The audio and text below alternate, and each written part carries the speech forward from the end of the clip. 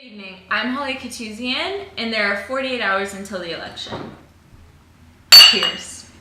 Tonight we have special guest Sarah Lanford from the Indiana Democratic Party and Kelly Robinson from the Republican Party of Indiana to talk about down-ballot races, specifically the Senate race and the 9th District House race. Thanks for having me, Holly. Glad to be here.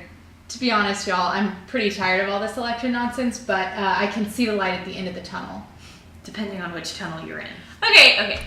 Ladies, calm down. We haven't started yet. Let's start with the Senate race. Kelly, tell me about the Republican candidate Todd Young and some of the factors at play here.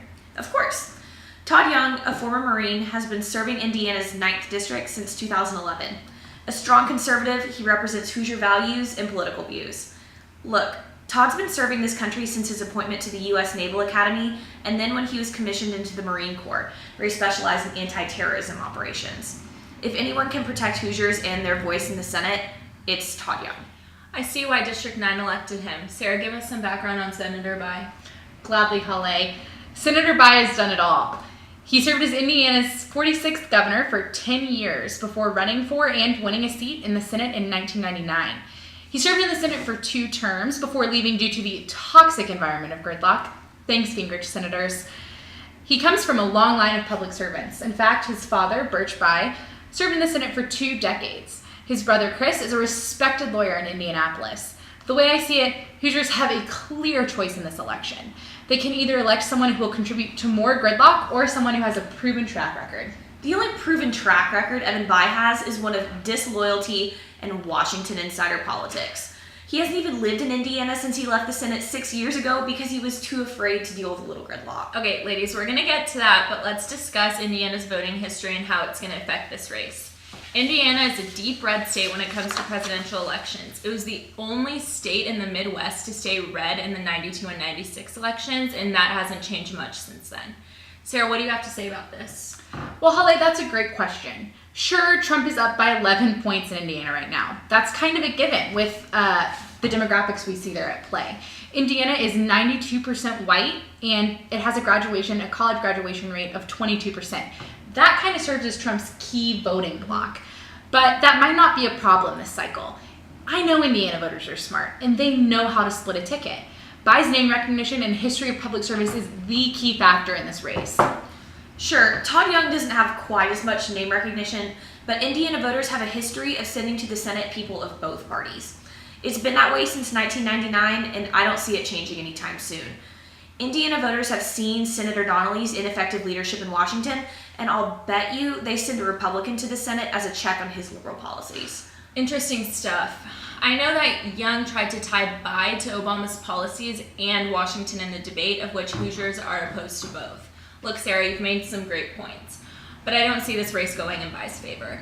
He started with a double-digit lead, which he's since lost, with Young now polling 5 points ahead. This is Young's game to lose. He might not have the name recognition and the campaign war chest that Bayh does, but he does have Hoosier loyalty.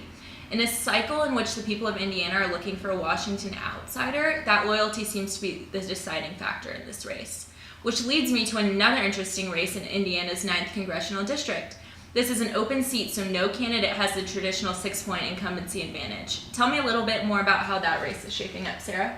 Thanks, Holly. This is a race I am so excited about. Whereas the Senate race does have that small incumbency factor at play, this is a wide open race. This is Shelley Yoder's year to win.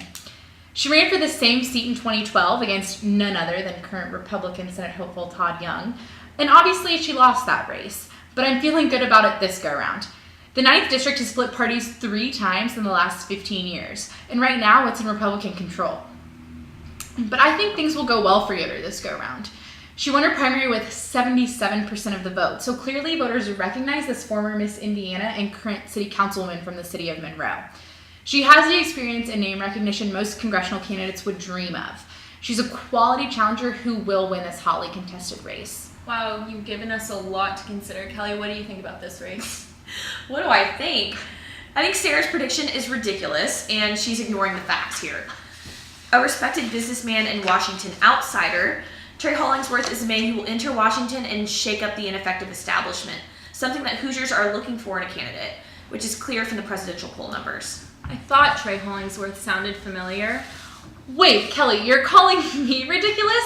Hollingsworth's candidacy is what's ridiculous here. He only moved to the 9th District in 2015 from Tennessee. This made him virtually unknown to primary voters, but I guess his daddy's money's paying off. Sure, his pitch is pretty clear. He's a successful businessman and Washington outsider who can fix the issues he sees in his district. But let's be honest, can he even really claim it as his district if he's only lived there for a year and a half? So now you want to talk about Hoosier loyalty? Didn't seem to matter much with Evan Bayh. Ladies, I'm not going to ask you again. Please be civil. It's pretty clear from our conversations that these Indiana races are all about having solid Hoosier roots and less about party. That's why I think Yoder's going to win this one. Sure, the polls have Hollingsworth with a slight 2-point advantage, but Yoder seems to have the experience and name recognition to win her seat, something that Bayh has but has failed to capitalize on. I think it'll be close, but Yoder will pull it out. Ladies, thanks for joining me tonight. My pleasure. Always good fun to talk with my friend Sarah. We may disagree on a lot, Holly, but we have one thing in common. We both can't wait for this to be over. Cheers to that. Cheers.